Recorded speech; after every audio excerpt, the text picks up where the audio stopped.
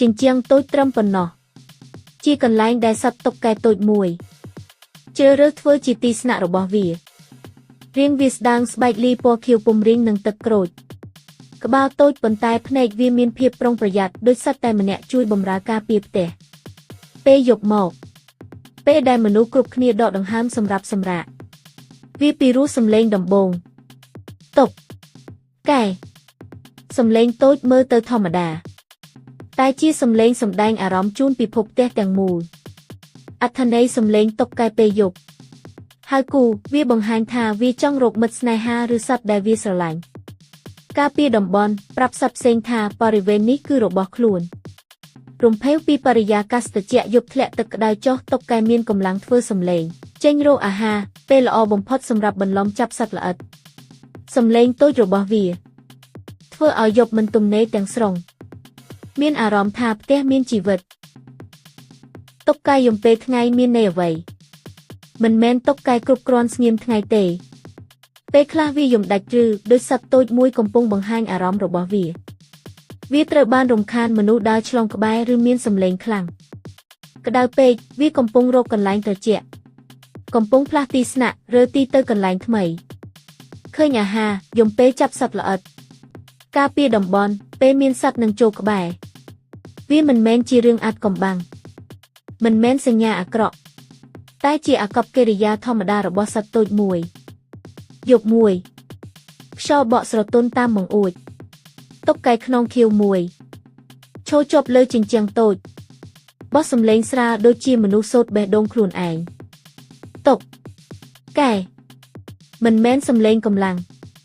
មិនមែនសំឡេងបំភ័យតែជាសំឡេងនៃជីវិតតូចមួយតែកំពុងប្រាប់ពិភពថាវានៅតែរស់នឹងធ្វើរបស់វារៀងរាល់យប់ពេលវាយំយប់វាហៅជីវិតថ្មីហៅសំណាងហៅអ្នកណាម្នាក់ទៅស្ដាប់វាទោះគ្មាននរណាឆ្លើយតបទេវានៅតែសំឡេងខ្លួនឯងតែធ្វើឲ្យយប់មិនទំនេរឡើយពេលវាយំថ្ងៃវាប្រាប់ថាថ្ងៃនេះក្តៅពេកខ្ញុំតូចខ្ញុំត្រូវរកកន្លែងថ្មីប៉ុន្តែក៏នៅតែព្យាយាមរស់ដូចមនុស្សម្នាក់ដែលមិនចង់បោះបង់អ្វីងាយសេចក្តីបញ្ចប់ថ្មីតុកកែសត្វតូចមួយប៉ុន្តែសំឡេងវាមានអត្ថន័យជាច្រើនរៀងរាល់យំគឺជាភាសាផ្ទាល់របស់វាដើម្បីប្រាប់ពីអារម្មណ៍សុវត្ថិភាពនិងជីវិតតូចមួយដែលរស់នៅជាមួយយើងក្នុងផ្ទះបើអ្នកចង់សំឡេងអានក្រឡេកឬស្ទាយខ្មាស់ឬស្ទាយរន្ធត់ជាងនេះអាចប្រាប់ខ្ញុំទៀតបានចំនួនសំឡេងតុកកែតាមទំនៀមខ្មែរ1 2 ដងសកម្មភាពធម្មតាឃើញអាហារ3 ដងសញ្ញាផ្លាស់ទីឬរកទីស្នាក់ថ្មី4 ដងមានរឿងរំខានឬមានសត្វមកជិត5 ដងឡើងហៅគូការពារតំបន់ឬសកម្មភាពខ្លាំងពេលយប់យំពេលថ្ងៃញឹកញាប់ក្តៅផ្លាស់ទីឬចាប់សត្វល្អិតតុកកែសត្វតូចមួយប៉ុន្តែសំឡេងវាមានអត្ថន័យជាច្រើនរៀងរាល់យំគឺជាភាសាផ្ទាល់របស់វាដើម្បីប្រាប់ពីអារម្មណ៍សុវត្ថិភាពនិងជីវិតតូចមួយដែលរស់នៅជាមួយយើងក្នុងផ្ទះបើអ្នកចង់សំឡេងអានក្រឡេកឬស្ទាយខ្មាស់ឬស្ទាយរន្ធត់ជាងនេះអាចប្រាប់ខ្ញុំទៀតបានអត្ថន័យសំឡេងតុកកែតាមចំនួនដងដែលវាយំ1តុកកែយំ1ដងសញ្ញាដំបូងឬសកម្មភាពតូចមានន័យថាតុកកែកំពុងរើកន្លែងឬឃើញអ្វីតូចរំខានសត្វល្អិតសំឡេងជាសំឡេងបង្ហាញថាវានៅទីនេះប៉ុន្តែមិនមានអ្វីធំកើតឡើង1ដងការសង្កេតឬបន្លិចតិច2តុកកែយំ2ដងប្រាប់ពីការប្រើប្រាស់ថាមពលឬចាប់អាហារជាសំឡេងដែលវាបញ្ចេញពេលឃើញសត្វល្អិតឬពេលវាចង់ប្រាប់សត្វផ្សេងថាកុំមកជិតខ្ញុំមិនមែនសញ្ញាអាក្រក់ទេគ្រាន់តែជាសកម្មភាពធម្មតា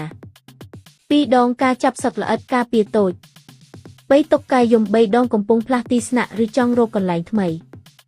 សំឡេងខ្លះបង្ហាញថាវាកំពុងរើតំបន់ឬមានអ្វីមួយនៅក្បែរដែលធ្វើឲ្យវាមើលថាទីនេះមិនសុវត្ថិភាពក៏អាចជាសញ្ញាវាកំពុងចាប់អាហារដ៏ច្រើន3ដងផ្លាស់ទីស្វែងរកកន្លែងស្រួល4តុកកែយំ4ដងមានអ្វីមួយរំខានឬមានសត្វចូលតំបន់ជាសំឡេងទ្រោះដែលវាអាចប្រើដើម្បីបង្ហាញភាពប្រុងប្រយ័ត្នសញ្ញាថាមានសត្វឆ្លងក្បែរទឹកដីរបស់វាឬមានមនុស្សសំឡេងធ្វើឲ្យវាមិនសុខចិត្ត4ដងរំខានការពារគ្រោះ 5តុកកែយំ5ដងកំពុងហៅគូបង្កាត់ពូជសំឡេងខ្លាំងនេះជាសំឡេងទូទៅពេលរដូវបង្កាត់ពូជវាហៅតុកកែស្រីឲ្យចូលចិត្តហើយជាសញ្ញាថាវាចង់បង្ហាញថាមពលនិងភាពខ្លាំងរបស់វា5ដងហៅគូសកម្មភាពខ្លាំង5 តុកកែយំគឺ5ដង5 1 5 2 5 3កំពុងសកម្មខ្លាំងឬមានអារម្មណ៍ខ្លាំងប្រាប់ថាវាដាច់សំឡេងព្រោះមានអ្វីឆុំប៉ះពាល់ការផ្ទុះអាហារមានសត្វល្អិតច្រើនឬវាកំពុងប្រកួតសំឡេងតាមធម្មជាតិជាទូទៅជាការហៅគូក្នុងកម្រិតខ្លាំងបំផុត5 1 5 2 5 3ដងសកម្មភាពខ្ពស់ហៅគូខ្លាំង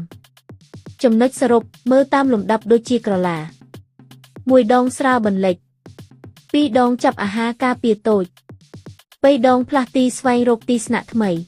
4ដងមានអ្វីរំខានអ្នកចូលតំបន់5ដងហៅគូសកម្មភាពខ្លាំង5 1 5 3ដងកម្លាំងច្រើនសកម្មភាពកំពូល1កំណាប់ឲ្យបែបសោកសៅតុកកែយប់ភ្លឺព្រះច័ន្ទយប់មួយខ្យល់ត្រជាក់ឈៀកខ្លួនសំឡេងតុកកែឡើងសូជោតកក់ដូចសូហៅអារម្មណ៍ចាស់តែខ្ញុំខ្លះមិនចង់ចងចាំខ្ញុំនឹងឯងក្រោមព្រះច័ន្ទស្ដាប់សំឡេងវាដូចចិត្តម្នាក់នៅឆ្ងាយបែបសំឡេងណាស់ដូចអារម្មណ៍ខ្ញុំពេលបាត់បង់នរណាម្នាក់តែធ្លាប់ធ្វើឲ្យជីវិតអស់ភាពទំនេរតុកកែសូស្ទើរៀងរាល់ខ្យល់ចិត្តខ្ញុំកាន់តែធ្ងន់ពេលវាឡើងសូកក់ខ្ញុំដូចស្ដាប់សំនៀងកាលពីមុនទាំងស្នេហាទាំងឈឺចាប់ខ្លួនឯងរកមិនឃើញផ្លូវរត់កន្លែងដែលអ្នកធ្លាប់ឈរនៅក្បែរខ្ញុំคล้ายជាបន្ទាត់ទំនេរមួយមានតែសំឡេងតុកកែជួយរំលឹកថាអារម្មណ៍មិនដែលបាត់វាអង្រួនក្នុងខ្លួនដូចសំឡេងសត្វតូចនេះយប់ប្រចាំថ្ងៃខ្ញុំស្ដាប់វាដើម្បីទប់សំឡេងឆ្អែតចិត្តខ្លួនឯងមនុស្សដូចខ្ញុំមិនអាចហូរទឹកភ្នែករៀងរាល់គ្រាតែម្ដងពេលស្ដាប់តុកកែខ្លួនជាទីបំផុតក៏ចុះចាញ់ដល់អារម្មណ៍ផងដែរពីកំណាប់ឲ្យបែបស្នេហាតុកកែសួរសុខទុក្ខអារម្មណ៍ខ្ញុំយប់លិចពន្លឺថ្ងៃខ្ញុំនៅជើងដើមឈើដោយគិតអំពីអ្នកនៅពេលសំឡេងតុកកែឡើងកក់ដូចលិខិតស្នេហាបញ្ជូនពីធម្មជាតិទើបធ្វើឲ្យដួងចិត្តរំភើបតុកកែសូតែម្ដងធ្វើឲ្យហាក់ដូចអ្នកកំពុងសួរថាខ្ញុំនៅសុខសប្បាយទេអារម្មណ៍ខ្ញុំនៅដូចមុនទេបេះដូងខ្ញុំឆ្លើយត្រឡប់ក្នុងមិត្តភក្តិព្រៃភ្នំថាខ្ញុំនៅស្រឡាញ់អ្នកអដែលព្រោះមិនអាចបំភ្លេចបានរាល់សំឡេងកក់ដូចអារម្មណ៍ជើងប្រយុទ្ធចង់ទៅរកអ្នកតែចម្ងាយធ្វើឲ្យរារាំងខ្ញុំអង្គុយដូចមនុស្សគេរងចាំថ្ងៃមានជួបប៉ុន្តែសូរិយាថ្ងៃណាមកពេលណាអ្នកត្រឡប់មកដូចតុកកែនៅលើដើមឈើខ្យល់យប់បក់ត្រជាក់ធ្វើឲ្យបេះដូងខ្ញុំវ័យស្នេហារីកបន្តិចពេលស្ដាប់វាសូរខ្ញុំដូចបាននៅជាមួយអ្នកក្នុងព្រៃស្រមោលស្ងាត់តែមានតែខ្ញុំអ្នកនឹងសំឡេងជក់ចិត្តនោះ